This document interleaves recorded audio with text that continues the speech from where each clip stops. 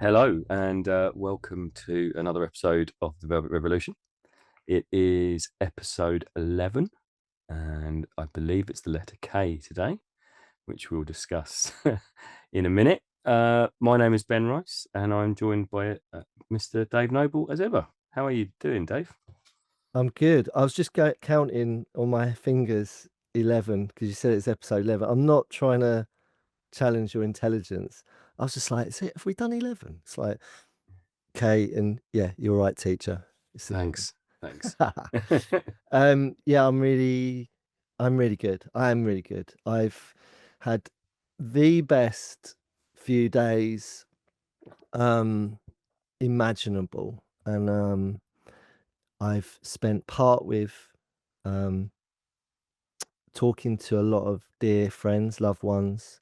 Some of them have been on the phone because they're not close to where I am physically, geographically. Um, been celebrating um, a significant day. Oh, Yeah, yeah, yeah. Which only comes around once in a lifetime, really, in theory. It's a certain number of days that I've been on this planet. And okay. I wasn't shouting about it. No I was going to say, fanfare. I'm feeling Yeah, yeah, yeah. bad now. No, no, no, no, don't. There's no fanfares, none of that, but excuse me. Yeah, I've had more than one person, singer, I'm gonna be honest, uh, variable levels of ability at singing happy birthday. Every one of them I cherished is really lovely, and I've done some really nice stuff myself and with a couple of other people, and it's just been really, really just the bollocks. I've loved Good, it, and I good. feel like someone asked me, "What does it feel like to?" I can't even say the numbers, right? But Yep. because I'm timeless, right? Whenever Hmm. anyone says, "How old are you?" I'm always like, "I'm timeless," because we are, in my opinion. I am, right? It's not like I'm in denial. And you know, asked how I am at this significant point in my life, I'm like, I'm in my absolute prime. Like, honestly, I've never felt better. Honestly, I feel so optimized in my mental attitude, my emotional sort of um roundness, if that's the right word. I don't know if that's the Hmm. right, it's even a word. And spiritually and physically, if I'm honest, touch wood. Yep. Like honestly, feeling really damn good today anyway. So you're So you're you're basically Optimus Prime. Is that what you're yeah, saying? yeah, yeah, yeah. I am a You are the leader transformer. of the Yes, Transformers. I am. Yeah, yeah, yeah. So that's how I'm doing. Life is abundant. Hmm. I used to cringe when people would go, "Yeah, my life's abundant," and I'd be like, "Eh." But I get, I get that. It's one thing saying it, it's actually feeling it, and I really feel it. I'm not going around shouting about it. I just feel it. Yeah, yeah. Yeah, quietly, just feel it. Right. Okay. That's me. That's you. I think we're heading for an absolute polar opposites of a check-in right now. How are you doing? I am doing okay. I was going to say actually there's a thing at school. There's a program we use to sort of work out kids' emotional intelligence, work out where they're at emotionally. Hmm. So it's all very well and good testing a kid to see where their times tables are and their spellings are, but actually, where are they at emotionally, and how have they developed in developmental stages? And one of the tools that is used to sort of make kids feel comfortable and trying to help them express how they're feeling is to use, like, I don't know, which color are you feeling today? Oh yeah, yeah, yeah. Yeah, or what kind of flower are you today, or something. And I just feel like we sort of started that last time because we started with ice creams, didn't we? Oh Uh, yeah.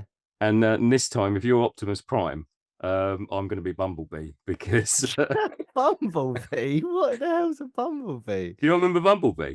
Have you never watched Um, Transformers movies? I mean, they are I awful, but I don't know. No, I haven't. he's the yellow beetle that sort of talks with he talks like the radio talks for him, so he's always talking in bits of songs, and he's always a little bit broken. So All right, so okay. that's how I'm feeling at this moment in time, because yeah, I had an operation on, well, about 4 or 5 days ago now, Mhm. and it was to remove an ingrowing hair, which sounds quite innocuous, but I've been ignoring it for 20 years. So typical bloke, just like, yeah, I'm not doing Hey, this. can you? I don't want you to throw yourself under the bus, which we do. I mean, this is something we're doing. This is TVR. This is what we're Mm, doing. We are yeah, yeah. literally just throwing ourselves under the bus with, getting real. But can I ask you? You don't have to answer this. Where on your person was this It's growing? in between my two buttocks. It's in the crevice. I'm I'm not laughing. I am laughing. Yeah, I'm yeah. not. I'm laughing because I've just had an image arise. So, okay, that's enough information. Yeah, I Right. think, I mean, it was a full on operation. I went under for the first time in my life, which I've never done, and I was really really nervous about it. Yeah, yeah. Uh, and um, everyone said, "Do you?" Everyone's asked me, "Oh, right, well, how far did you get down the countdown?" The last thing I remember was her saying, "I'm putting the anesthetic in your arm." So Really? yeah, I didn't even get to the countdown. Wow. Um, What, you passed out before you I was that in fear. I just went, and and then the next thing I remember, because it was she put the anesthetic in as I was in the operating theatre, so I was in the room and it was already quiet and calm. And the next thing you know, I wake up in this recovery Mm, center, and mm, it was bonkers. Like, it mm. was just, there was people everywhere, noise, machines beeping, and I just remember the first thing I said to this nurse sitting next to me was like, "God, it's intense in here, isn't it?" Mm. And she was like, "Yeah, you've come out at peak time. This is when everyone comes out of their Oh, operations." mate. And And I you're was at like, and I yeah. was just, yeah, I was Mr. Space Cadet. I'd had a lot of morphine apparently, and yeah, Yeah. You come out I've had that a handful of times, where you come round and you're heavily sedated on basically, like, I always say it's like heroin, yeah, It's yeah, like you are. Yeah, I mean, anyone that's said they've never done heroin, if you had an operation and had morphine, you know, and you've come out of this like sedated cocoon of just absolute oblivion. You're Mhm. just not, you know, and then you come out of it and you're just like, it takes, for me, it took absolute, I took weeks to get back to feeling myself and grounded and centered. Yeah. I mean, the other thing that's happened is I have a drain fitted, so this wound is an open wound, which is the reason why I never had it done. Like, So, so 20 years ago, I remember going to the doctors, and they said, "Yeah, yeah, this is quite serious." And sent me to the hospital, and I was like, "It's an ingrowing hair, don't you just pull the hair out?" And the doctor's like, "Yeah, it's a 3 month recovery. It has to heal from the inside out." And I was just like, "I haven't got 3 months. You're not taking 3 months of like me sitting around." Well, that's one of the problems. You can't sit very comfortably. because it's where it is. Yeah. Uh, uh, And then as throughout it, basically it's just got more and more angry as I've got older, and it's got to a point where I just can't ignore it, because when it flares up it's agony and I cannot sit. And what's got more angry, you or the the the the wound, it's getting it just aggressive. gets bigger and bigger and Oh, more swollen and more, alive. yeah, more alive. And then you hear horror stories, like, and the hairdressers is always the best place. You sit in the hairdressers, and Yeah, because it's an ingrown hair, they know all about it. yeah, yeah. And they were like, "Oh yeah, I knew a postman once that had an ingrown hair, and he ignored it, and it grew around his spine and made him, and basically Choked him to death. chose him to death, but basically made him immobile from the legs down." Oh And my it was God. just, I was like, "Oh my God, this is," and it just sort of built up in my head. It was just getting more and more serious and more like, and I was expecting, 20 years of hair growth. Like, that's a long hair. So, how thick was the hair? This is pure curiosity. I don't know Yeah. anyone that's listening is into this, but I mean, Most people, I imagine, have switched off already. I'm Um, curious. I'm just I'm so curious. I am really curious, and I have no idea. Basically, So they didn't give me any. you didn't keep it? They didn't. Yeah, no one came and saw me afterwards and said, "Oh yeah, this is how the operation's gone, and this is the size of the hair we've taken out." And Pulled out like a rat's tail yeah, yeah, out your that's what I was arse. imagining. Yeah, Oh my God. So, you mentioned you've got a bottle, you've got to carry I've got around a a drain. Yeah, bottle. yeah, which is basically sucking all the bad stuff out of the wound. Can you just show me? This has got to be a visual for anyone listening. Has got to just use your imagination. Right, I am right now looking at a smoothie, a bottle. It's a smoothie. You've got Yeah, a is it blood? yeah, Is yeah. that Well, blood? I think it's blood and other stuff. That looks like a berry smoothie Yeah, yeah, in a bottle. yeah. So And you've got to carry that around with you. That yeah. tube is attached to where I'm thinking it's attached to. Well, it's not, because that's the other thing, because it's behind me and I can't really see it. I presumed it was coming out of the wound. It's actually been sewn into my left butt cheek. What the fuck is going on with your what? So yeah, it's fun times. Fun times. It's a really strong look. Yeah, I'm obviously not going outside that much. Oh my days. Well, look, thank you so much for sharing that. I mean, that's, hey ho, this is the TVR. Anyone that's just joined, this is what it's all about. It's getting real. Okay, well, look, I hope you recover. I mean, do you feel like you're recovering? Although you're having to carry around a berry smoothie everywhere you Yeah. go. Um, Yeah, yeah, I am. I am. It feels sore. It started to feel really mm, sore. It wasn't sore for a couple of days, and now it's okay. starting to feel quite tender. All right. Well, anyone that's got an ingrown hair that was contemplating whether to deal with it and have it looked at, do not be perturbed. Recovery is possible. You look good, mate. You look really healthy. I'd never know you've got a tube attached to your ass. Thanks, I, thanks. I wouldn't. By looking at you, I would never tell that. Well, no, it's only just by hanging out with it that it feels. You just to end on this, and then we've got to move on from this, right? Do you have to put some sort of like a little bottle cozy over the bottle? Because you can't be walking around in public with that, can you? Surely not. I the only time I've properly been out in public was on the way back. Well, what happened on Sunday morning was that the bottle made a funny hissing noise and the tube popped off. This- So there was no. It's a vacuum bottle, so unless there's a vacuum there, it's not sucking the stuff out of the wound. So Sunday was like, oh God, it's all gone wrong already. It's only been a couple of days. So I spent 8 hours in a local A&E, not the hospital I had the operation done, to be told they didn't have that type of bottle and they couldn't do anything. I was like, great, thank you very much. And then I went back to the original hospital yesterday, who were amazing. Mm, And yeah, thank you to all of them and everything they've done. But yeah, they fit the new bottle, but it was the strangest sensation. It just sort of went as they reattached the bottle. I heard this, and I could just feel it at the bottom of my spine. It was horrible. okay, okay, all right. Look, I empathise, but let's get on with. Let's move on from this. Oh, and the reason you asked was because on the way back, I went to the services. I needed a drink. I tucked it in my trousers so no one could see, but I must have looked like an absolute, yeah, who God, knows, with this well, tube dangling around. I mean, it could honestly. Back in the day, I would have made a bong out of that. I could have easily made a bong out of that. Yep. Yeah. A blood bong. Yeah. Blood bong, blood smoothie. Yeah. All of these. Yeah. They're all Right, possibilities. we got to move on. We got to move on. Right, okay. So we're on. It's your turn to pick. Yeah. Yeah. And Okay. I think it's gonna be a tough pick today. So it's K, right? We're on letter K. Now, I did have a look because I'm not having to pick, and there wasn't a great deal on there. And this is a very peculiar letter to find emotional responses, outcomes.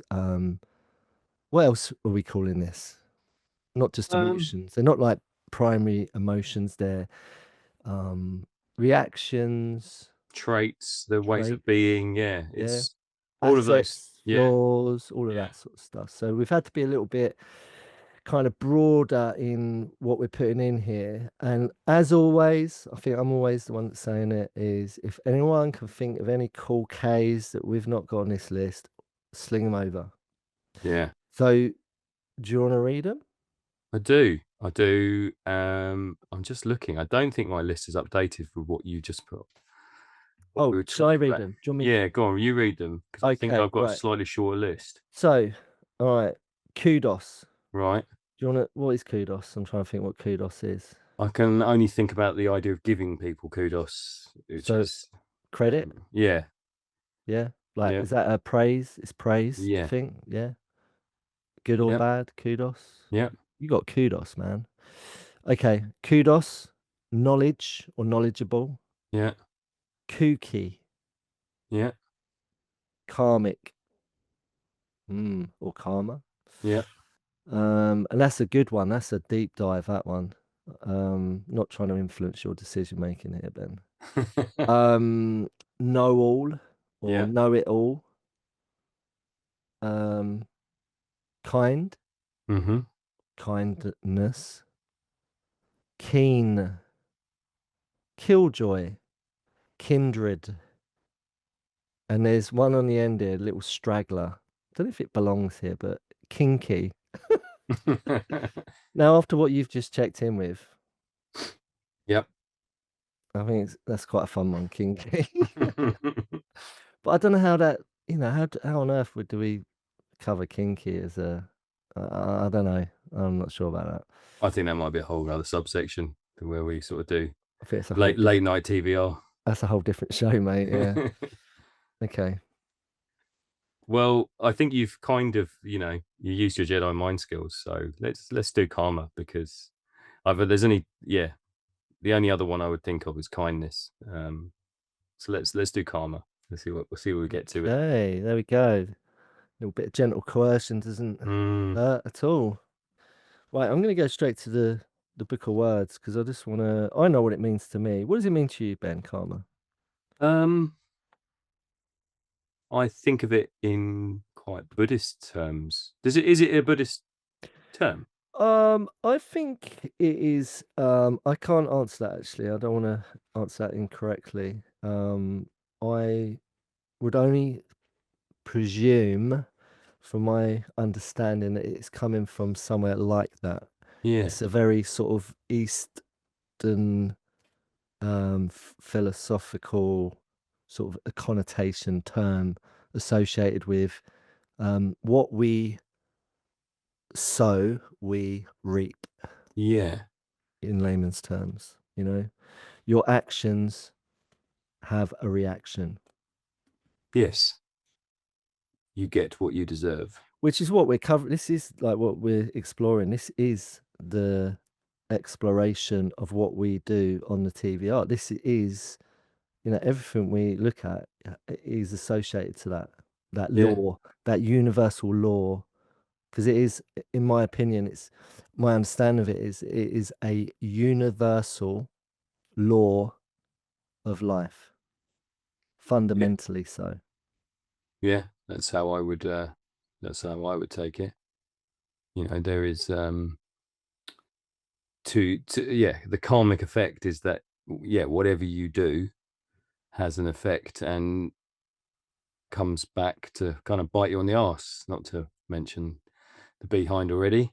But yeah. So, so what did you do to get a tube stuck up your, not up, it's not up your bum, but you know what I mean? It's Yeah. it's what, did you feel that there was some karma associated to that? No, For example. for example, no, I don't think that was a karmic. That was, well, maybe that was me being uh me ignoring me. I think it's very Mm. one of the things I've thought about is the fact that I'm getting this. I mean, it's taken 2 years. God bless the NHS and everything they're having to deal with, but it has taken 2 years to get to the point where I can have an operation. Mhm. Um, and uh, but that kind of journey of actually getting it sorted started around the same time as uh, me making some significant changes in my life. So I think there was definitely a point that I thought I need to start looking after myself and I need to start getting the bits of my body that aren't working fixed. so I'm not constantly. Well, it wasn't a constant thing, but a flare up would happen maybe once every 2 months, and so it was one of those things where I thought, yeah, actually, I need to get this sorted. I need to start looking after myself. I need to start giving myself some self care. So Yeah. yeah, I don't think it's a coincidence that I've had the operation now, considering the stage of life that I'm in. Maybe the beginning of my third act, as as we've talked about before. So yeah, I think maybe there's a little bit of karma in there, that it's me looking after myself, Yeah. uh, and that might bring me some goodness going forwards. I like that. So what's come up for me from you saying that is the because karma, you would have thought maybe not, but I would have thought not so now that it's only to do with how my actions affect other people, Mm, right? And what you're saying is, well, no, maybe this is something that's affecting me. You know, I have a blood smoothie in my hand that I'm having to walk around with because maybe I neglected myself somewhere yeah, along the line. And that's karmic, yeah, yeah. maybe. Well, I Um, think there's definitely.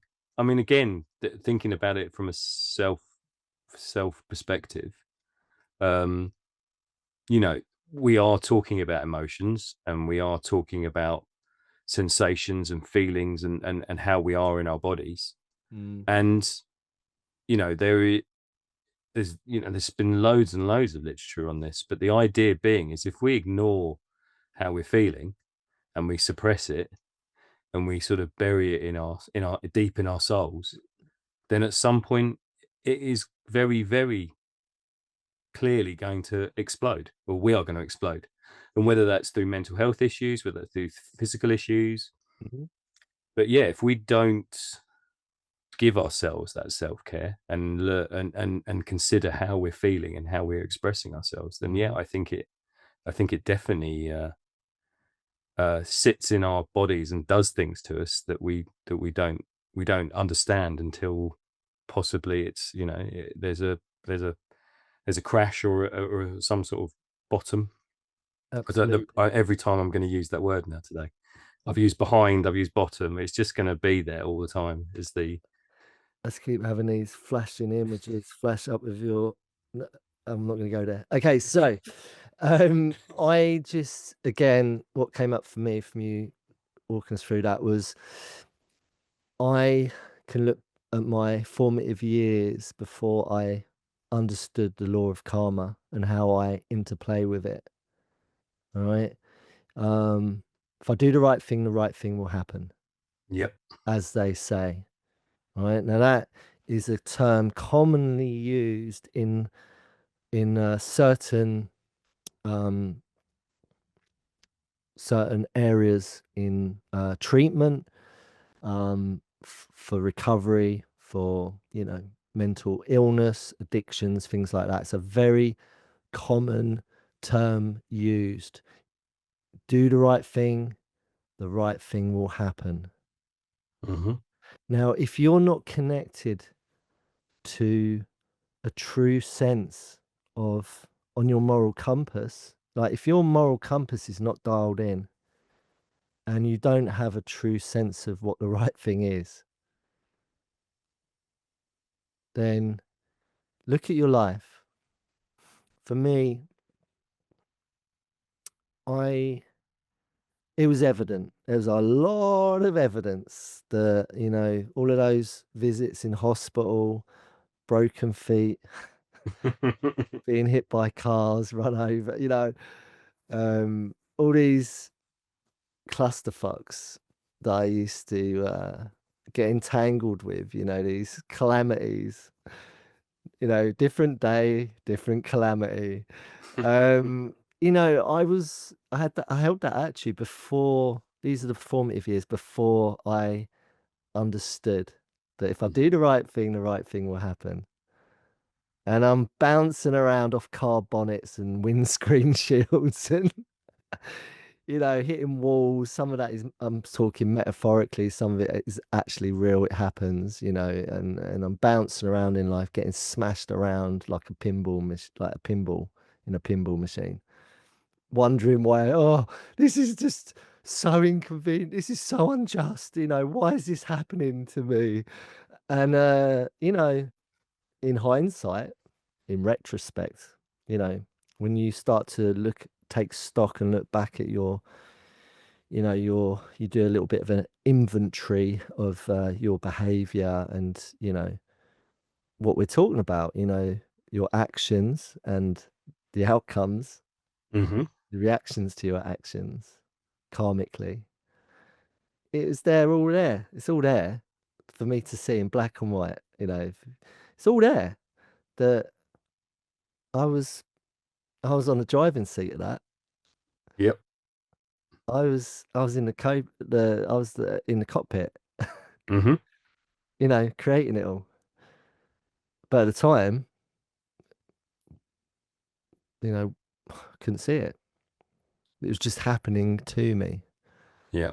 Um, so it's really liberating to be able to understand if you do the right thing will happen. And you do need to have your moral compass dialed in, and you do need to be very conscious. Because if you're like anything like me and you're just blindly bumbling around, you know, tuned out with your head up your ass.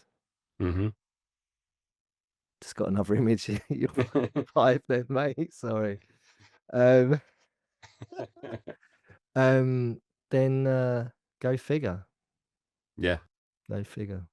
Yeah. And I think well, sorry, I lived blindly for so long. And it's almost like a yeah, ignorance is bliss. It's that idea that if you just do these things, if you just ignore everything and just crash on through doing everything you know that's not good for you, Mm, and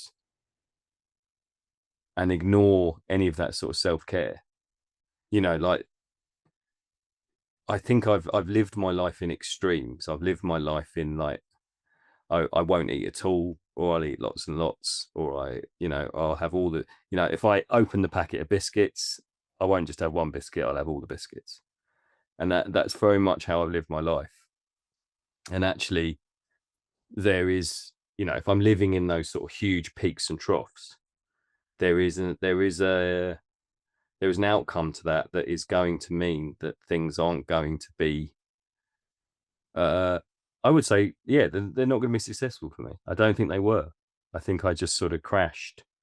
mm, I'd crash, then I'd be really good for a bit, and I'd crash, and I go. It was just this cycle that I find, I still find really hard to arrest. I still find difficult to actually go, right, go for a walk today.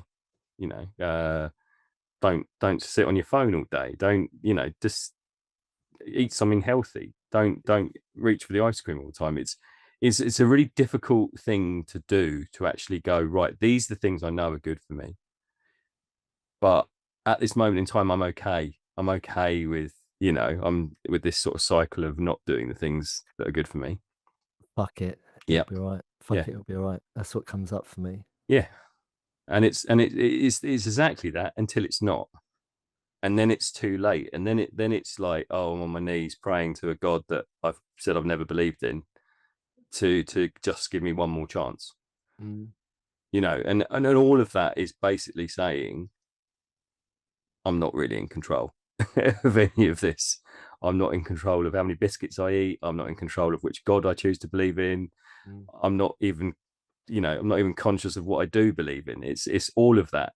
And so you end up in a situation where things break, and things mm, go wrong. And it's like, well, I like you almost said it, but you stopped yourself. But you're like, this is so inconvenient. I mean, that's so it's so much more than inconvenient. It is absolutely mm. hijacking your life.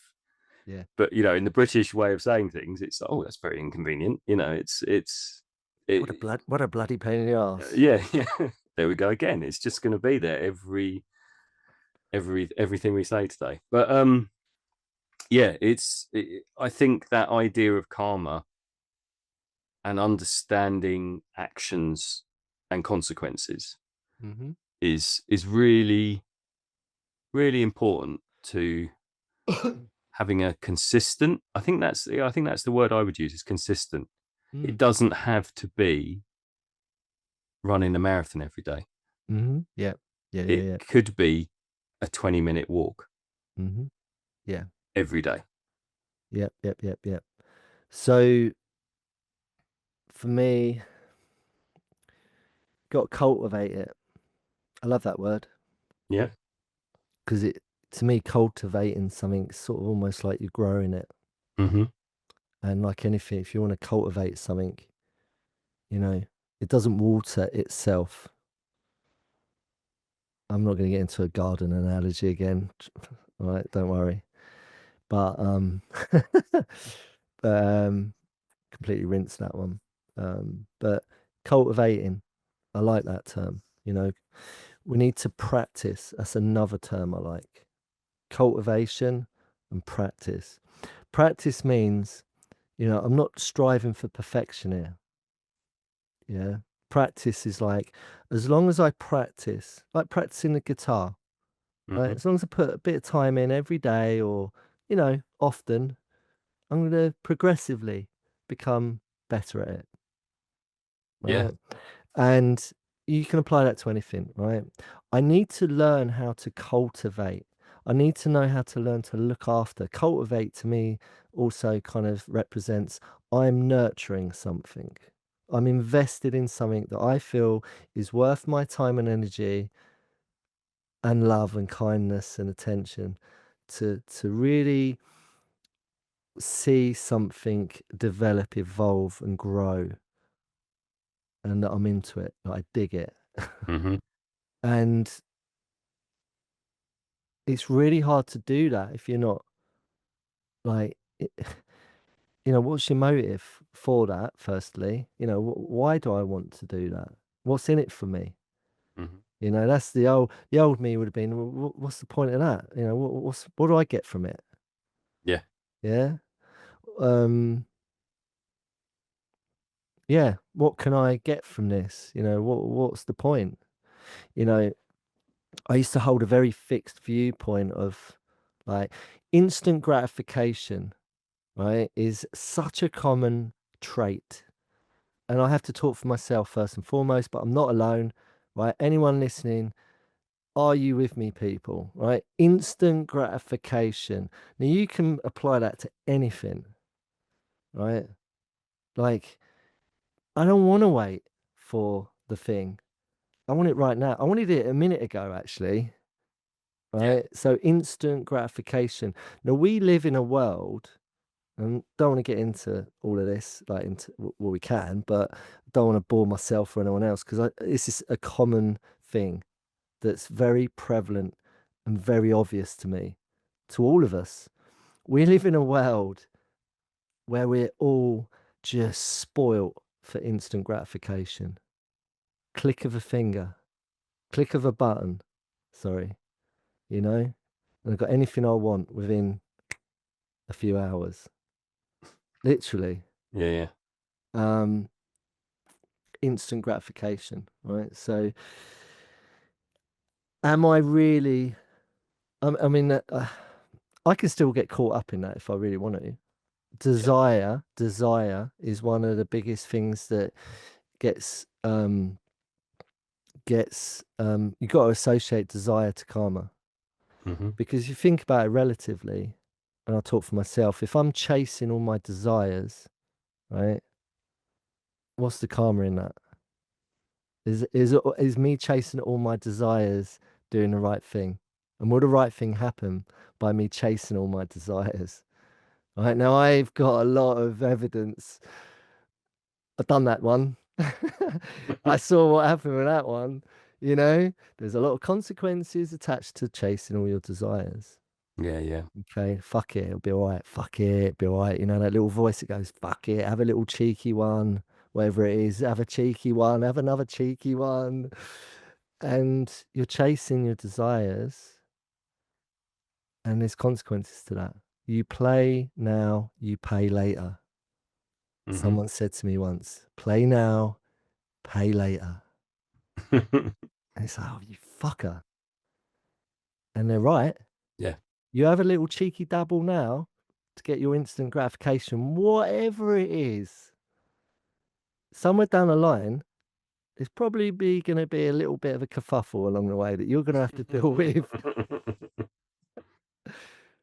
Did I just jazz out then completely? No, no, no. I mean, I was looking earlier at the when we hit karma. I mean, the instant karma gonna get you. Um, the John Lennon song and Yoko Ono. Sorry, I was Oh yeah, I love don't, that. Yeah, yeah, yeah. don't want to like leave her out. And yeah, I mean, I guess he was talking about that. I mean, it must have been the 70s, isn't it? But it's almost like what our modern culture wants. It's like this instant karma, this instant gratification, Oh, of course, yeah, and absolutely. yeah, and as you said, just not thinking about any sort of consequence. And I think it's not, a lot of what we do is like a slow burn. We're quite happy to keep on drinking for years and years and years, and then suddenly go, oh my god, I've got liver disease, or I've got these, the alcohol's done this to me. It's I've got this enormous belly of a Yeah, beer, yeah, like a barrel. yeah. And it's one of those things. We know what it does, and we know, the people that take alcohol to extremes, and the devastating effects it has on society, and on families and individuals, and yet we still do it. There is this idea that if alcohol was introduced now as a new thing, everyone would be like, no, we're not Mm, even touching that. That's got to be banned.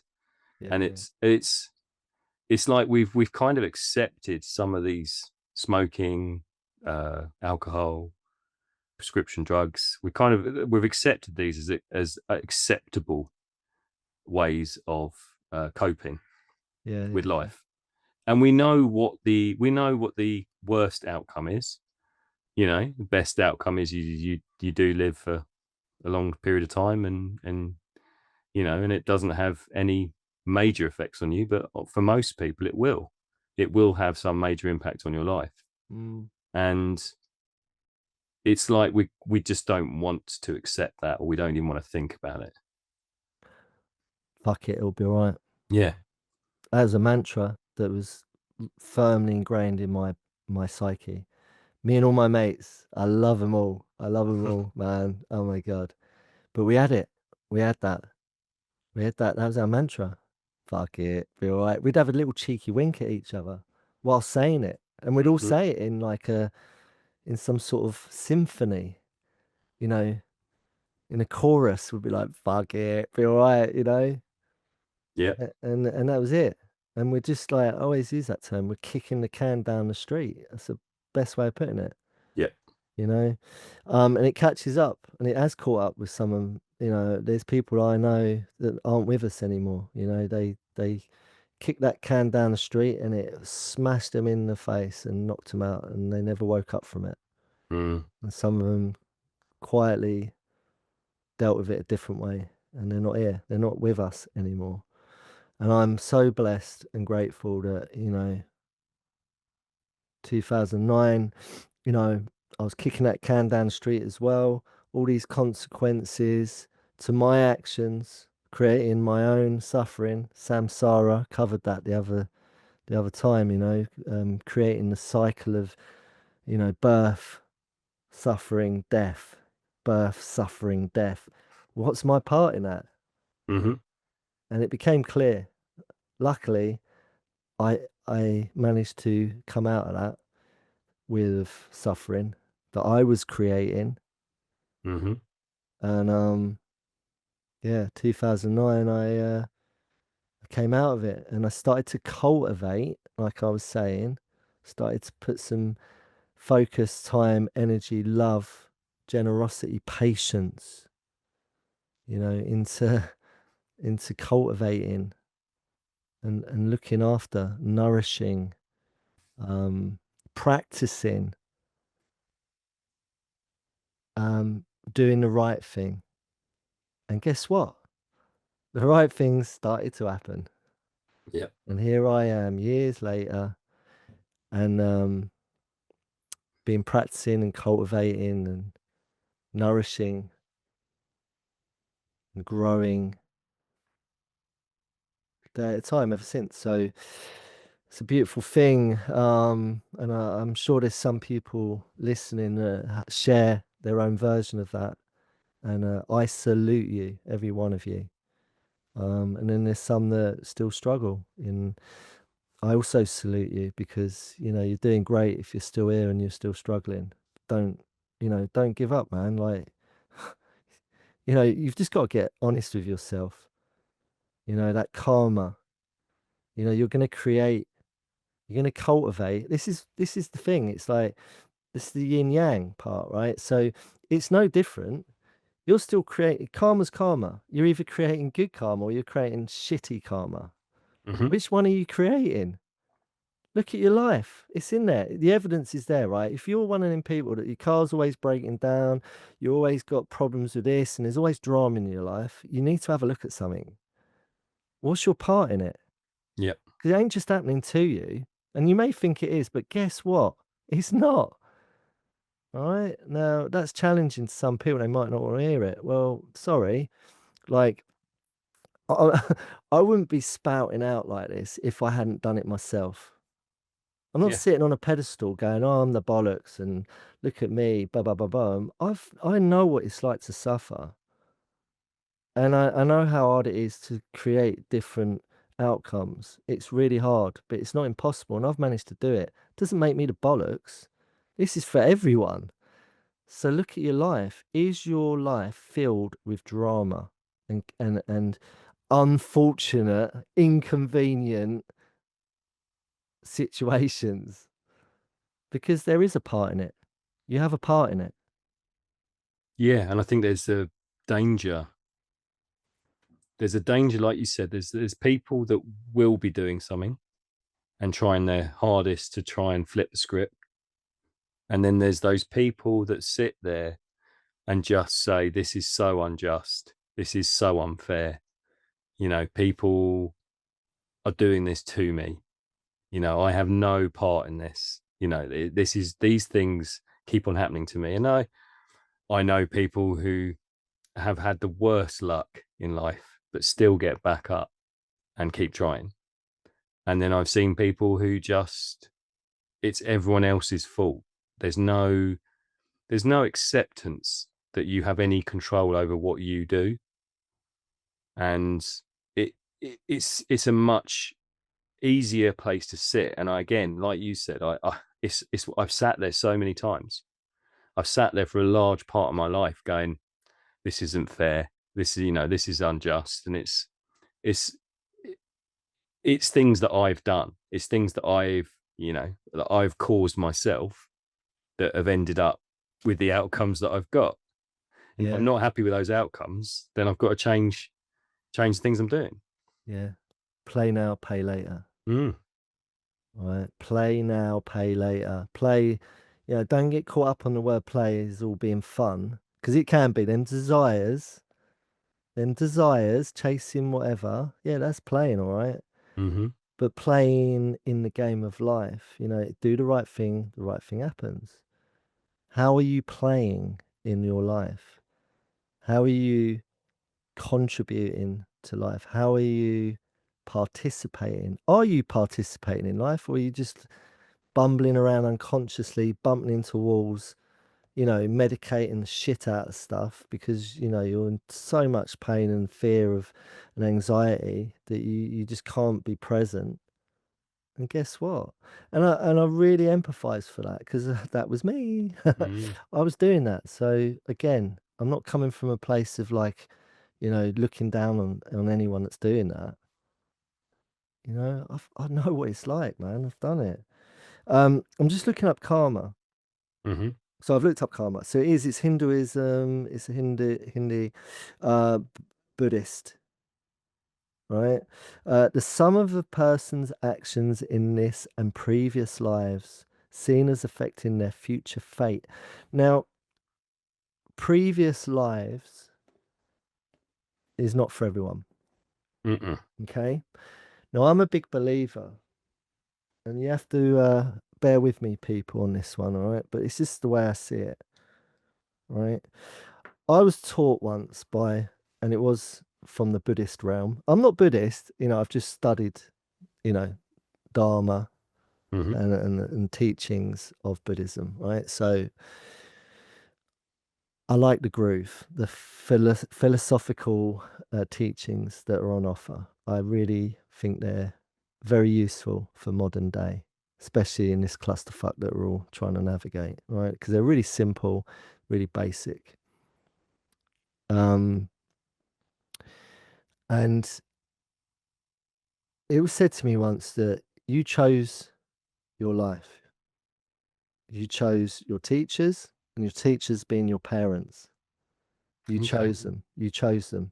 We choose them, right? Now, this is not for everyone, but for me, I sort of lent into that and started to sort of reflect on it, contemplate it, meditate on it, sort of. And meditate, what I mean by that is just start to think about it, Mm-hmm. started to really sort of let it ruminate that concept. All right, so you're telling me that I've chosen, because my formative years was a struggle for me, Mm-hmm. to put it mildly. Just to come into this life, I found it really kind of confusing. I've struggled, right? I was just coping, getting by, kicking that can down the street, right? You know, there were some amazing times. I had some real good laughs. I had some real fun times with all my mates. A lot of experimentation, exploration, and all of that. But along the way as well, I was very, very sort of timid, scared, felt sort of slightly separate from everything, overwhelmed, confused, um, all in a big soup, right? Mm-hmm. Intrepidation for something that I wasn't prepared for. And I'm just trying to figure it all out. And I did honestly feel that I was a victim. Okay. I didn't fucking ask to be born. I didn't sign up to this. Right? And I had a chip on my shoulder, man. I was walking around. I was angry, man. I was pissed off. Didn't, I felt like there's got to be more to this. There's got to be. I can't act this. I don't want to do this. So I nosedived into medicating to sort of just numb it all and to get into that headspace of oblivion. Fuck it, you know. Mm-hmm. Chase desire for 20 odd years, and I was a victim, and I felt really sorry for myself, Yep. consumed with self pity, and I was creating a lot of suffering for myself, recreating a lot of suffering. So that sort of concept, when I came across that sort of concept that I chose this life, it really, I struggled with that because I thought, how's that possible? What on earth would I choose this life for? But then I got into Act Two, and that's Act Two is when I came across this. Act One was I always say this, was all that madness as I see it, and my formative years of trying to figure it all out. Act Two is sort of my aha moment of waking up and exploring a different way of doing things, starting to cultivate and practice different methods, and studying and opening my mind up Mm-hmm. and becoming honest and getting dialed into my moral compass, right? And started to become conscious, present.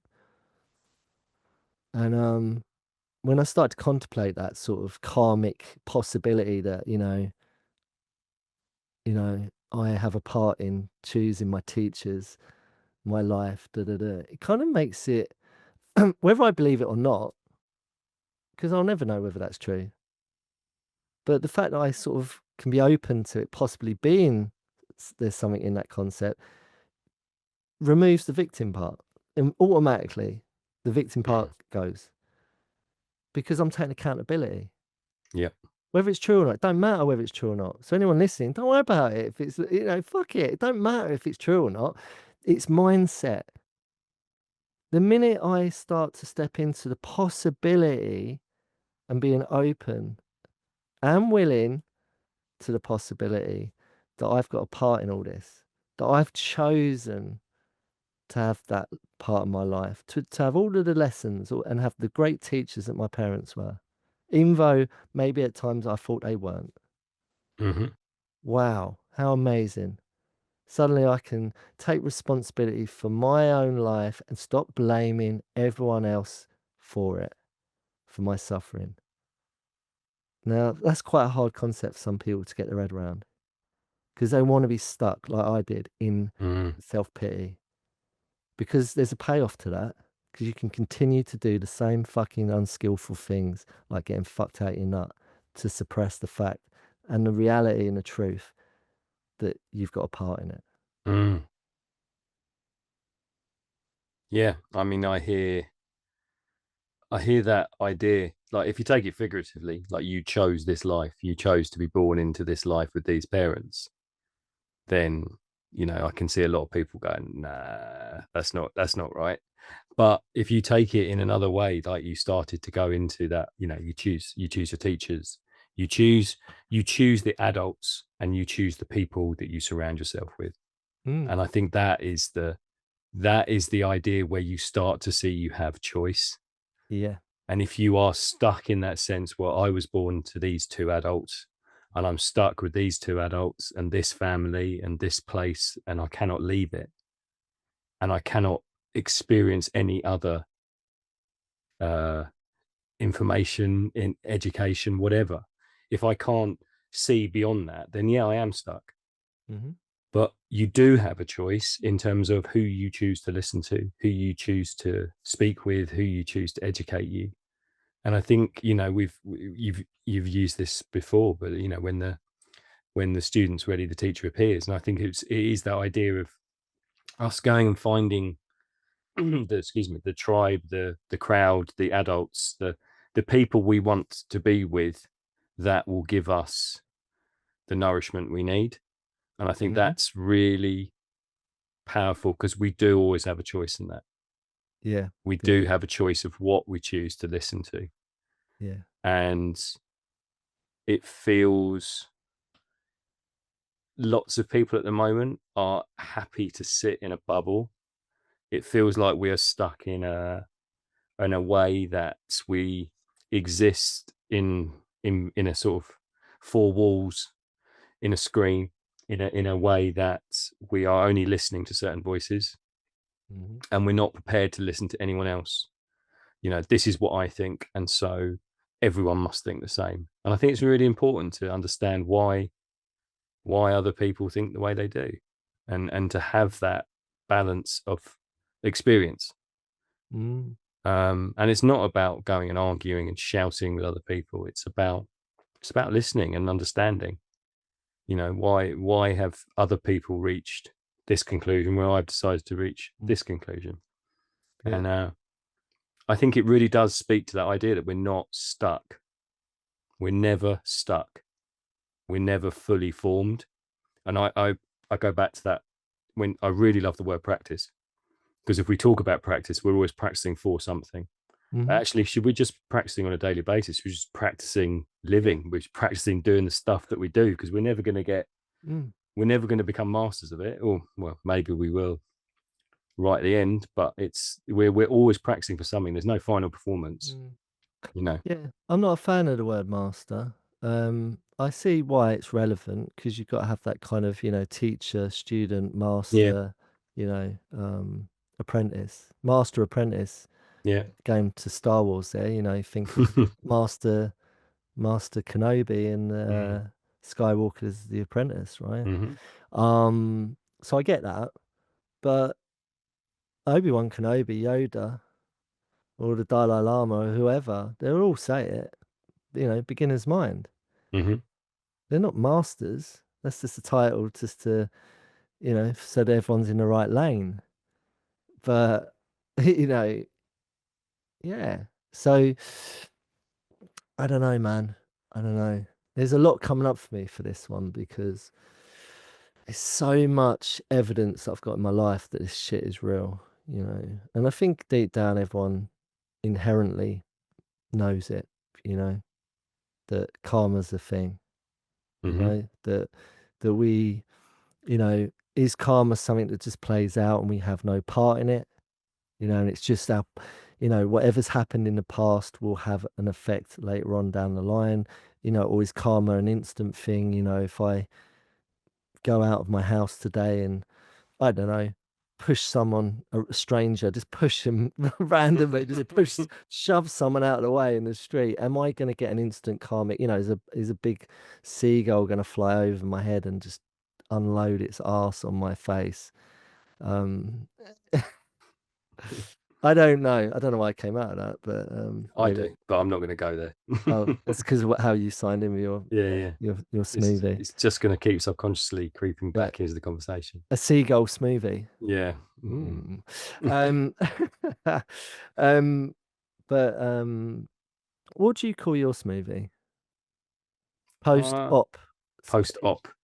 The Post op spillage, I think. Yeah, yeah. Post op spillage. That's nice. Um, It's lovely. what the fuck? Anyway, so yeah, I just think that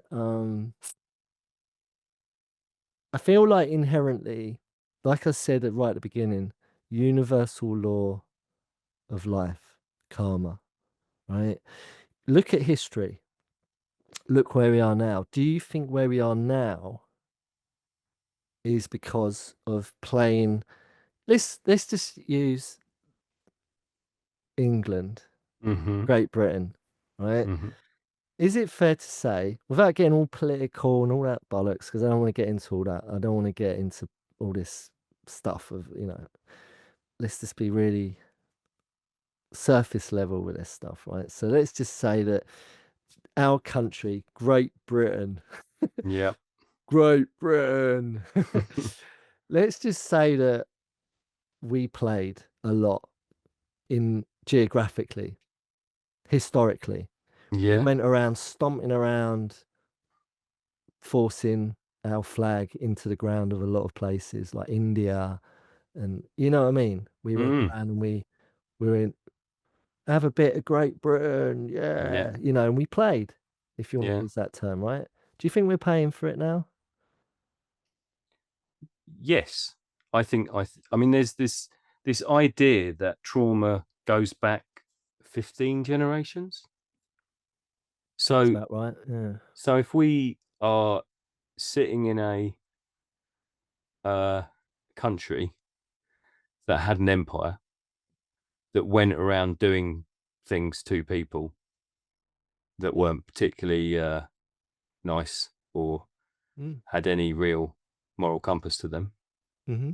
then it would follow that we had a level of guilt, Mm-hmm. a level of shame that was sitting there, A and lot of yang. Can I just say as yeah, well? A lot of it was yang, and for anyone that's not sure, yang is the alpha male bollocks, mm, toxic testosterone, fucking beat my chest, ooh, ooh, ooh, yang mm. energy, right? And I don't think we can exist as human beings and do the things we do as human beings without there being some collective consciousness. Mm. Whether those people that do the things feel the guilt or feel that they're on the right side of the law or feel actually they're superior to everyone else, I still think there'll be a section of society, of the community, that will then feel the guilt and the shame. I think it plays out as a collective. Yeah, And I think where we're sitting at this moment in time is, yeah, I think we are really struggling with all of those things that have happened and where we sit at this moment in time in history.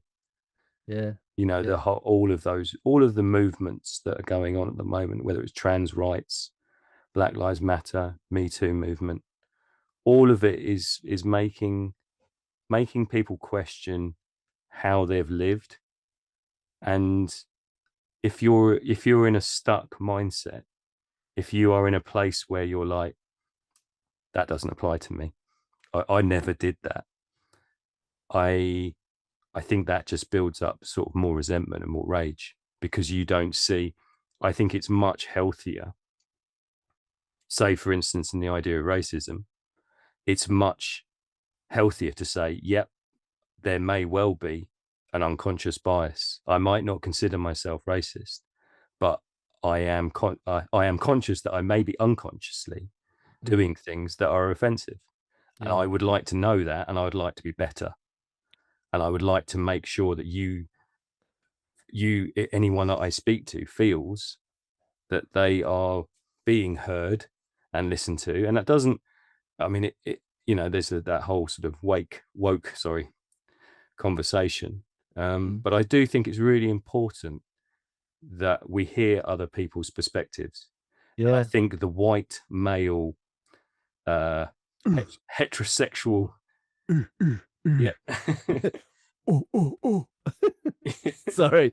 Sorry, I've got a bit of a frog in my throat. yeah, I think that voice has been so dominant for so long, and I think we're in an age now where we are really, really starting to challenge that.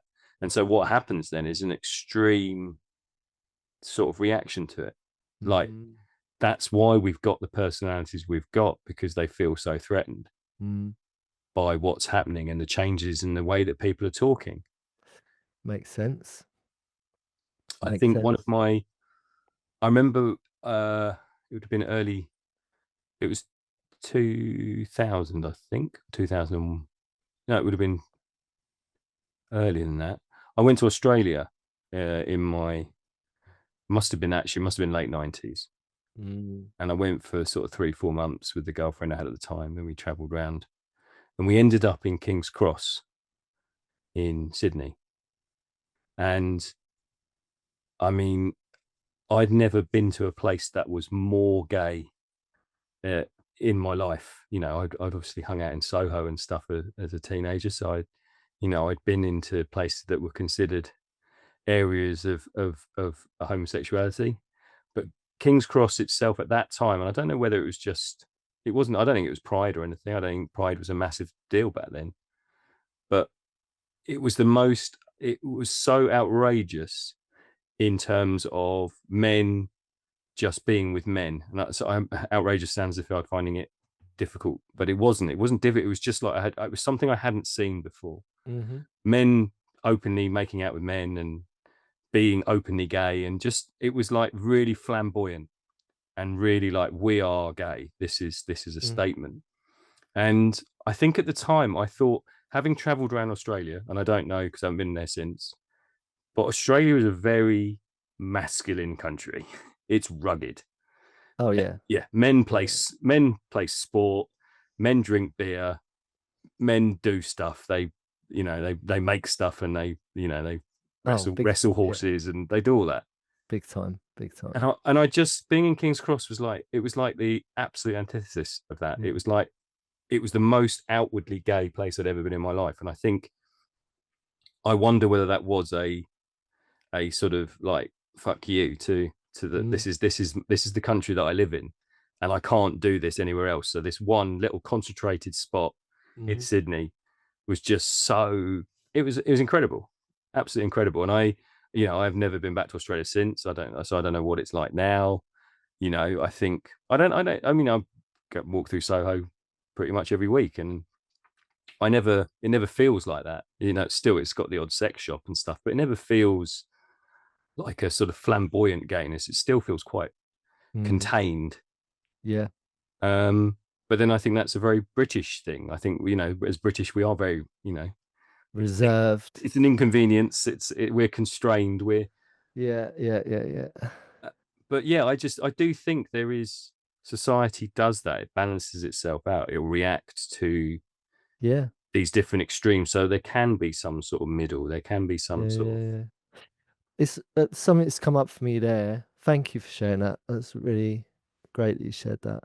What came up to me was the punk movement, coming out of the sort of love and peace and mm, all the sort of post 70s, that whole sort of how it all, the timeline and how it all evolved from like, 60s, Summer of Love, and, this hippie movement and all of that stuff, Vietnam, into 70s. It was all like, what would you call it? Not, well, prog rock, I guess. Would you call it? Mm. Yeah. Yeah, yeah, And then that went into like hardcore punk. yeah, yeah. Yeah. And I guess that's what happens. It's like a almost like a reaction. Society has a automatic need Mm. to express itself in any given time, relative to what the climate of maybe what's going on in the world. I don't know. That's what's just Yeah, come up for me. And is yeah, that, is this karmic? yeah. Is that a karmic reaction? I don't know. I think there has to be balance. I think we're always trying to find balance. And at the moment, we seem so off kilter. We seem so extreme. We talk about the yin and the yang, Mm, but that model is very much, they're spooning each other, aren't they? It's yeah, literally, it's a I coming love together. that. Yeah, I love that. it's Yeah, it's yeah. it's conjoined. It's like They it's need each other. They yeah. need each other. And at the The- moment, it feels like we're split apart. We're not two lovely little sort of yeah, curly symbols. We're two blocks of black and white, yeah, yeah, yeah, and that causes these extreme reactions, which I do think is karmic. I yeah. do think one thing leads to another, I mean, I remember reading when we were coming out of lockdown. The idea was if you look at history being cyclical, so you look at the Spanish flu in the 1920s, Yeah, yeah, yeah. and the 1920s beyond that, before before Wall Street crash and all of that, but the Uh-huh. 1920s themselves, the Roaring Twenties, were an absolute time of excess and partying and anything goes. Jazz was like at its peak in terms of when it like exploding and everyone dancing and And that's about 100 years ago to this sort of roundabout this mark, exactly. isn't it? And Yeah. they did, and people talked about it. They said, cyclically, these 20s that we're in now should be a time of absolute hedonism. Debauchery, Yeah.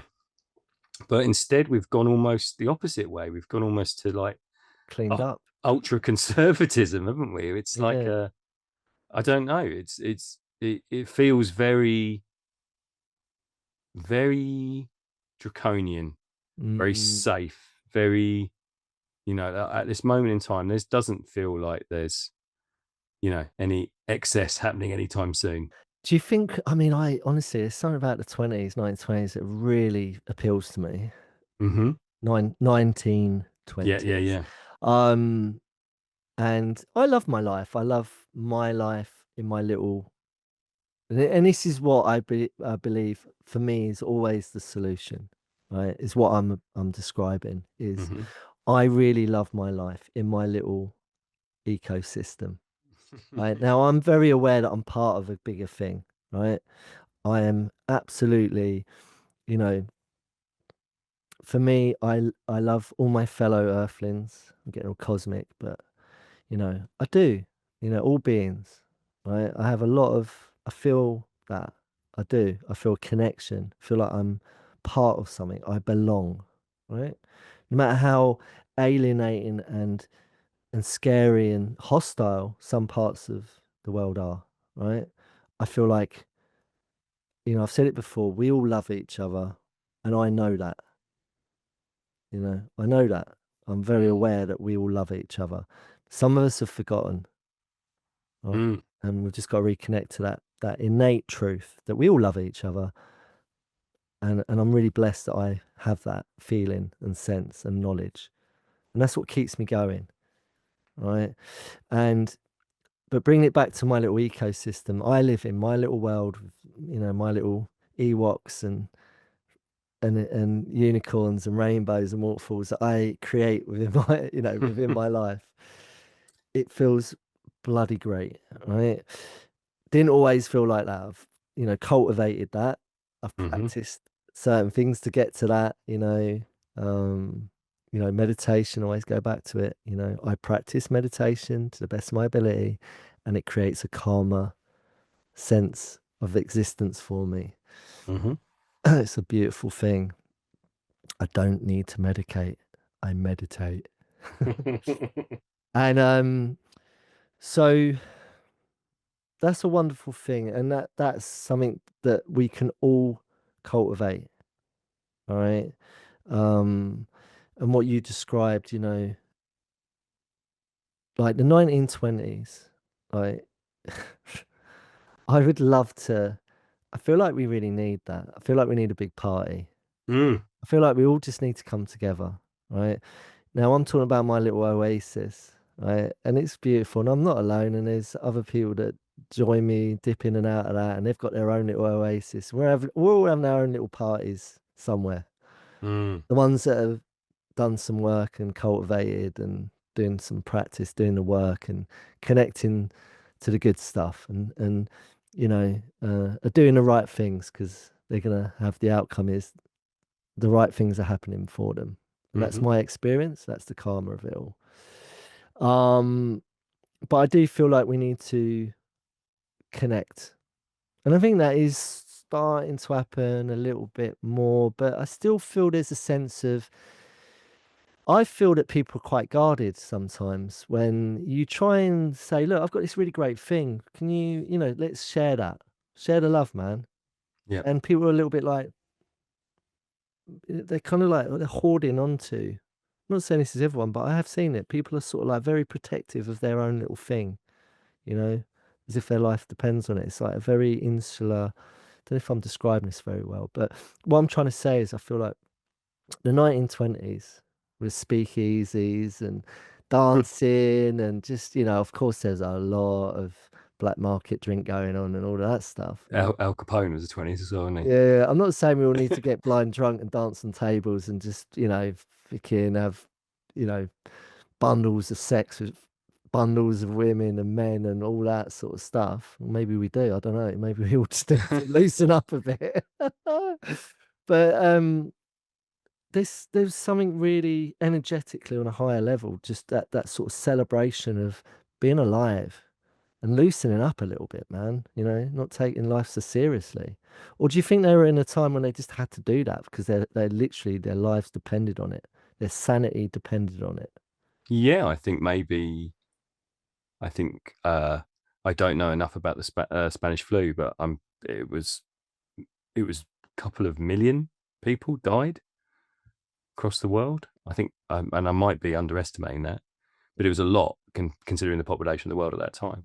Mm. So I imagine there was a lot of isolating and a lot of, to come out of the First World War. There was a lot of pain. There was a lot of sorrow, and I think there was a release. And I think going back to myself, I feel very comfortable at this moment in time in my isolation. I Hmm. feel very comfortable in the space that I have cultivated. And I know that if I let go of that isolation and I go for the debauched good times, my concern is I won't be able to have the I don't know if control is the right word, but it might well be. I might not have the same level of safety that I have at this moment in time. And I wonder whether that's what we're doing as a species at the moment. Is there are lots of us that are doing healthy things, but we're doing them on our own Yeah, because it's easier to do them on our own. We yeah. don't have that trust as a collective that if we come together, we're not going to lose that safety. Mm. And like, I don't know about you, but I mean, I go to school when I'm well, where I go to school on a daily basis, but it's not a big school, so there's maximum 40 people in the building. And I'm just trying to think of the last time. And I know when I go into town, and I'm walking around London, and I like to have my headphones on because I like to log myself back into this world because it's, Mhm. times we go in on a Saturday and it's hundreds of thousands of people everywhere. And Yeah, I just wonder that. I just wonder. I can't think of at a time. I go and when I go to gigs, if they're too busy, I noticed that one of the last gigs I went to, actually, I was just like, I'm really not enjoying this. It's too many people. It's too many people moving around constantly. It's like there's a really good artist playing on stage. It was a bit quiet, Mhm. and it just felt like everyone was there. It was in the center of town. It was like everyone was there just to be seen rather than to see the band. Mm. So there's loads of people talking and just like, when you get the next round in, when you just, Getting sloshed up. yeah. And I ended up right at the back in the end, just trying to find a space where I could just Mm. sort of try and experience it. But yeah, I really didn't enjoy this gig at all. Mm. So I'm just trying to think of times where I actually go to places where there are hundreds or thousands of people and I actually enjoy it, Yeah. where there is any sort of coming together of community and actually a collective sort of. I can't help but think, for me, it was the 90s, you know, standing in a field. I'm not talking about festivals here. Mm-hmm. I'm talking about Ayfield. a field with a generator, massive PA system, stage, light show, Mm-hmm. loads of DJs, acts, and thousands upon thousands of party people with their hands in the air, worshipping something, The beat. one love. Yeah, yeah. And that was a golden era. And if you was there, you were blessed like I was to be part of that. It wasn't all bad. It was bloody amazing. I'm going to use the term, it was a tribal gathering. Mm. It really was. And that was the name of one of the places, movements, tribal gathering. I mean, it was exactly what it was. It was a coming together. And I think this is, going back to the Buddhist monks, right? And I always go back to this because I know a little bit about it. So, there is a huge correlation between what I've just described and the Buddhist community. Now, they don't bosh ecstasy and take mind altering substances. I'm not saying everyone at a party or a rave or standing in the field are doing that, but you know anyway, and the Buddhist community, when they're sitting together, they come together. When they, I've been very fortunate. Well, I went and explored some of this. I've sat with monks, Buddhists, and been in that communal meditated state where they're meditating and you join them. It's really incredible, and you're tapping into, if you've seen Avatar, the film, where they sit and they plug into the tree. Mm-hmm. I forgot what they call it, but it's called Iwa, isn't it? I know Or what you're something. talking about. I But don't know. it's like it's kind of like their god or Mm. their deity. I don't even know if deity is the right word because it's more to do with Mother Earth, Gaia, like the tree Mm. of life, and they plug into the consciousness of it, the Mm. consciousness of the oneness, right? So I see that in that film. It's really amazing that they're all sort of in this group consciousness, that they're all tuned in and dialed into the same sort of frequency. And there's something really fucking great about that. Whether you're in a field dancing united, just all connecting to that beat, dancing, right? And expressing yourself and connecting in that way. Or if you're, sitting in silence, like just meditating in a group consciousness, or you're sitting in a circle in a support group Mm-hmm. and you're in that group consciousness and you're dialed into that sort of oneness. Or for some people that might be church, or for some people that might be I don't know, like a book club even. I Mm. don't know. But when we're dialed into the we, there's a group consciousness that is greater than just me alone, right? Now, that's an incredible thing, right? And when you connect to that frequency, you can really, I've got to bring in, karmically do things, together you're doing something that can actually have an effect on a greater level.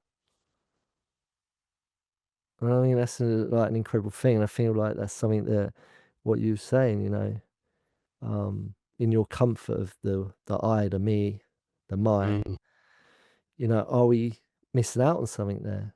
Anyone listening, do you, what I'm describing, are you part of something? Could be a football team, you know, could be, I don't know, could be anything. But the we is a very powerful thing.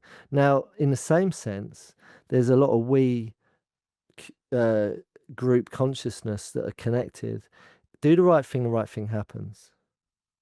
So if it's pure, untainted, ethical, if there's some integrity and authenticity and there's some goodness, I think you used the word goodness earlier. If there's some good stuff, energy that's all generated from what you're doing, then obviously the outcome's going to be very different to if there's a group consciousness connecting to something that's not so. Mm.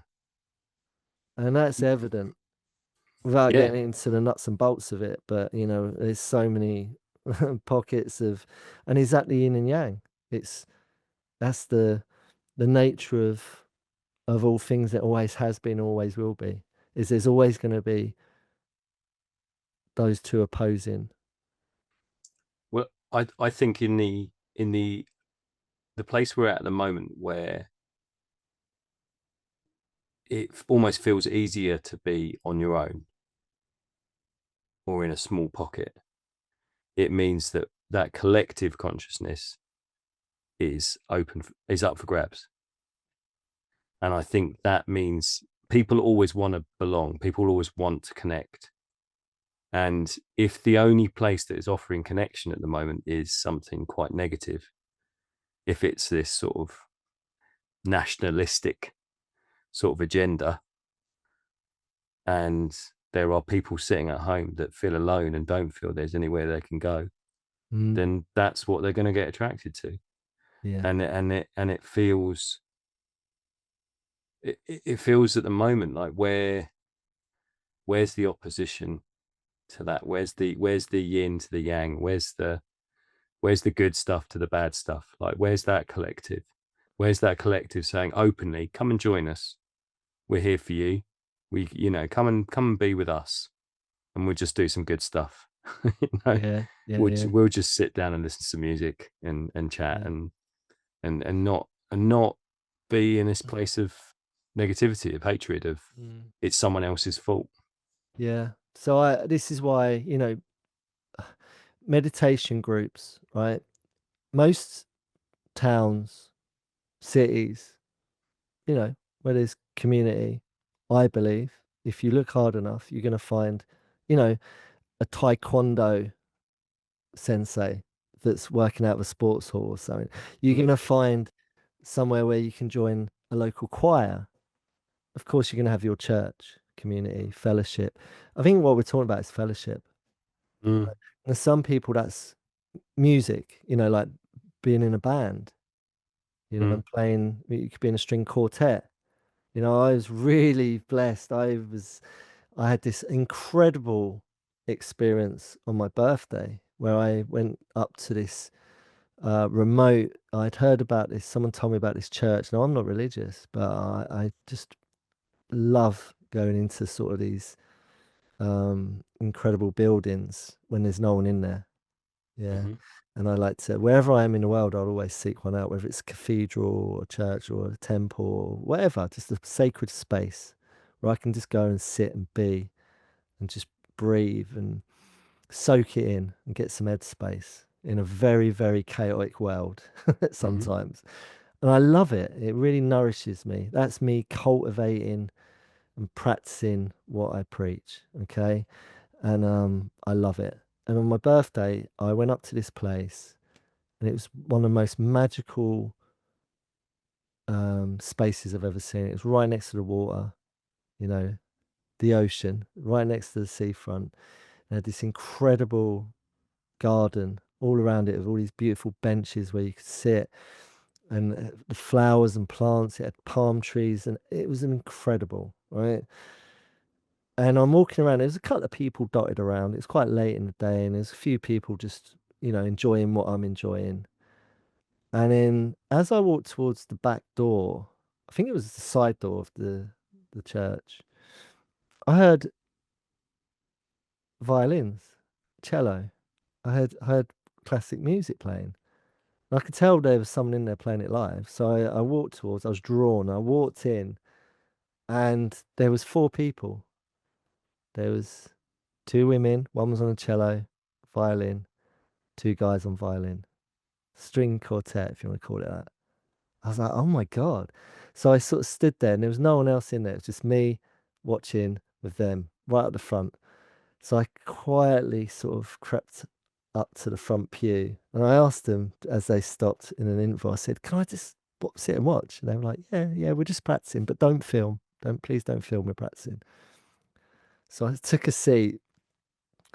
Oh my God. I mean, they sort of naturally sort of did a little performance for me. Hmm. And I sat there for quite a while. And part of it, I closed my eyes, I soaked it in, and I was like, oh my God, this is a gift. This Mm. is a gift, man. It's just me sitting here, front pew, with these four playing like they're like playing their hearts out. And they were really good. Very, very good. And when they finished, to take a little break, I was like, I was nearly in tears. I was like, oh my God, I just need to tell you something. This is my, very significant birthday. I still can't say it. This is my birthday, and and that's just made my birthday. Thank you. I felt like you've just played that to me, and they were like, "Oh my God," and all that. So it was a really beautiful thing. But that's kind of, what they're doing there. What they're doing there is what I'm talking about. They probably sit at home and play on their own, of course. Hmm.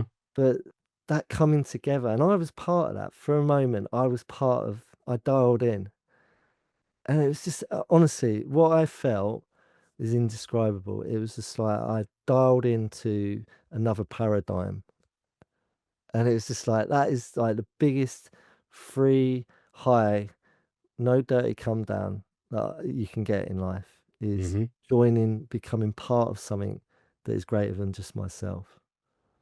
Right. And for me, that's generating, going back to karma. Always we've got to go back to, what we're doing here is that is the best karma I can do for myself. What do I get from that? What's in it for me? Well, there's nothing in it for me other than me walking away feeling enriched, feeling like I've been part of something. And I've got a moment, a special moment that I can hold dearly. I've got something that I can go to now as another memory and experience of like when I need to go to a happy place. I've got that in my portfolio, Hmm. and that's a beautiful thing. Yeah, that's incredible. Yeah, really beautiful story. And I don't know why I came out with that story, where that came from, but there you go. Just told it. And I wouldn't have I, been able to have told it if I hadn't have experienced it. yeah, the thing is, it is that importance of leaving our solitude and connecting. Mm. You know, I, you've just told me that story. Those four people that were playing their instruments, I'm sure, have told that story already as well. That's an experience. They were like, oh, we were just practicing in the church, and this guy, it Yeah. was his birthday. We didn't even know. Yeah. And I made a point. I wanted them to know. They gifted me that, and I believe something higher and greater than all of us. We all dialed in. Mm, Synchronicity. mm, You know, these are the life affirming, I've said it before. We need life affirming experiences.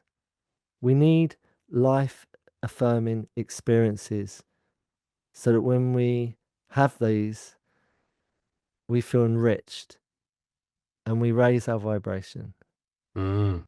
Right. So we can go up a level. Yeah. I think karmically, that like I think unless you put out there, you don't get anything back. And I think that is so important, in that the energy that we uh give out to the world Mm, is what we receive back. exactly.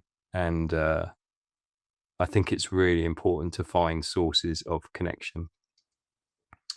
uh I'm not, as I said earlier, I'm not one that's comfortable in huge groups of people, but I think it's important that we do find ways of coming together in greater numbers, in positive spaces, and with positive experiences.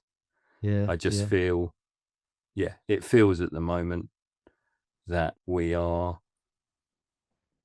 given lots of negativity, and we kind of are soaking that up in our individual lives.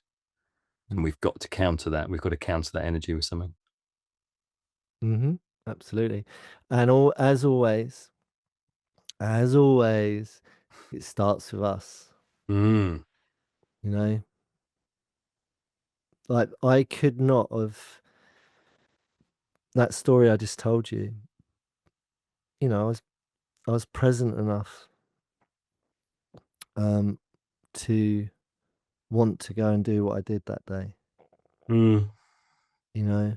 I set an intention, right? So, I set an intention. I didn't know what was gonna happen. I just went there because I thought, "I wanna go there to this place and just walk around." And I was over that way anyway. If I'm honest, I started my day with a massage. Were you on your own when you went to this place? Yes, Okay. yes. I went to, get a massage to start Yeah. my day on my birthday. Yeah. Great way to start. Yeah. See? Cultivating. Human That's contact. yeah. Yeah.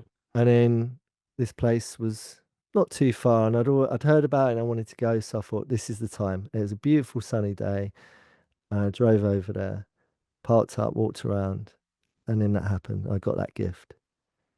Alright, Mm, so it starts with me. No one's gonna give that to me. It's not just gonna happen to me. There's some there's some effort on my part to make stuff like that happen. yeah.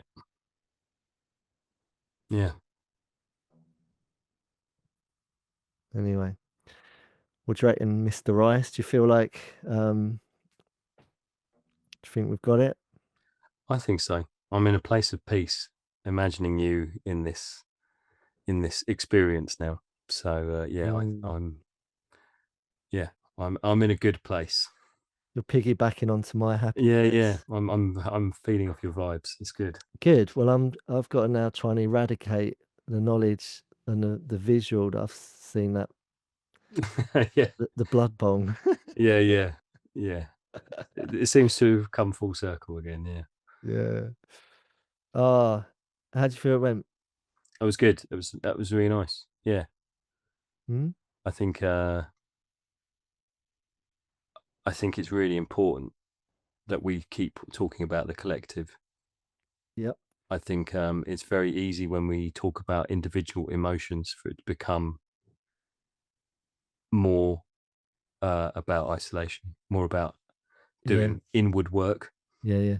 And I think it's really important that I think one of the reasons we talked about doing this was about community, was about coming Yeah. together, Yeah. was about a revolution. So Yeah. it wasn't about, yeah, it wasn't about just looking at our own stuff. It was about looking at our own stuff and then Mm. using that as a force to join with other Yeah. people's stuff Yeah. in a If healthy way. yeah, if I am the best version of myself, I'm going to be able to give more into life. Right now, if you're in the selfish headspace, and I know that one well because I used to be in it, um, then you're not really going to be thinking outside of because you're so self-absorbed and self-centered in what I need to do today just to get through today. Hmm. So first and foremost, I need to get out of that headspace, that attitude of, you know, me, my, I. Yeah. I need to get out of that self-centeredness. Right now, how do I do that? Well, I've got to acknowledge that I'm doing it. That's the first step, and then work from there, from that point. Right? You know, being of service to others is the best way to get out of that self absorption. Right? So, how can I help my fellow Earthling? Hmm. Start small. You know, go out today, just smile at someone. That'll do. That's a start. Stop walking around with "fuck off" written on your head. You miserable little shit. I'm joking. But yeah, starts with me. I have to do some work. I've got to. I don't want to misrepresent myself anymore. Done that one. I want to be the best version of myself, so I can, you know, turn up for myself and be Hmm. a good person, do the right thing, and then you work from that point outwards. And then when you start to step into that one and you start helping other people, not for any gain, not doing it just because you want something from it. Apart from it will make you feel good, and that's okay. That's not a bad trade-off, you know, Hmm. to give your time and energy in to other people if you're going to feel good. That's not bad. That's okay. And things will start to change. Drama will start to fall away, and your life becomes a lot more fruitful.